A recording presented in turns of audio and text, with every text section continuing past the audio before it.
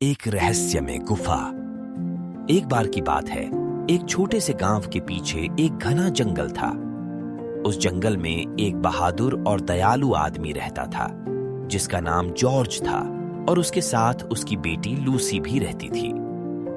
सर्दियों की एक सुबह जॉर्ज और लूसी जंगल में लकड़ियां इकट्ठा करने के लिए गए। जैसे ही वह जंगल में गहराई तक गए, लूसी को एक घिसा पिटा रास्ता दिखा।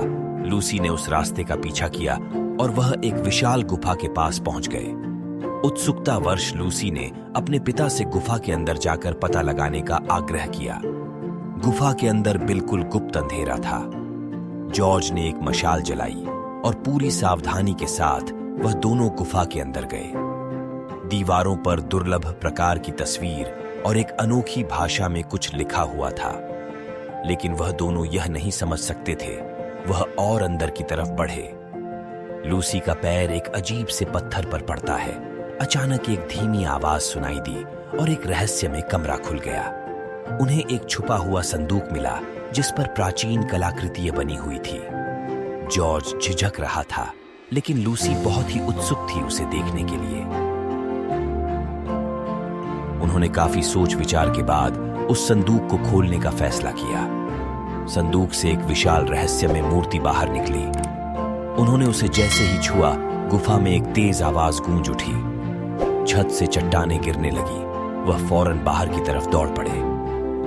बाहर निकलने के बाद उनकी मुलाकात गांव वालों की एक टोली से हुई। गांव वाले पता लगा रहे थे कि आखिर यह तेज आवाज और भूकंप उत्पन्न कहां से हो रहे हैं। जॉर्ज ने उन्हें सब बताया जो उनके साथ हुआ था। गांव के एक बुजुर्ग ने उस मूर्ति को पहचान लिया। उन्होंने क्रोधित होकर कहा, तुम लोगों ने परेशान किया है जंगल के रक्षक को। उसकी आत्मा क्रोधित हो गई है, जिस वजह से यह झटके उत्पन्न हो रहे हैं। अब एक ही रास्ता है, आत्मा को शांत करने का। उस मूर्ति को उसके स्थान पर वापस लौटाना होगा। गांव वालों की मदद से जॉर्ज ने उस मूर्ति को उस संदूक में रख दिया और संदूक को छुपा दिया उसी रहस्यमय कमरे में। जैसे ही उन्होंने उस मूर्ति को उसके स्थान पर रखा, भूकंप आने बंद हो गए और जंगल पहले की तरह शांत हो गया। उस रात वह घर लौट आए। उनका दिल भर आया। जंगल और उसके प्रति उनका सम्मान और अधिक बढ़ गया।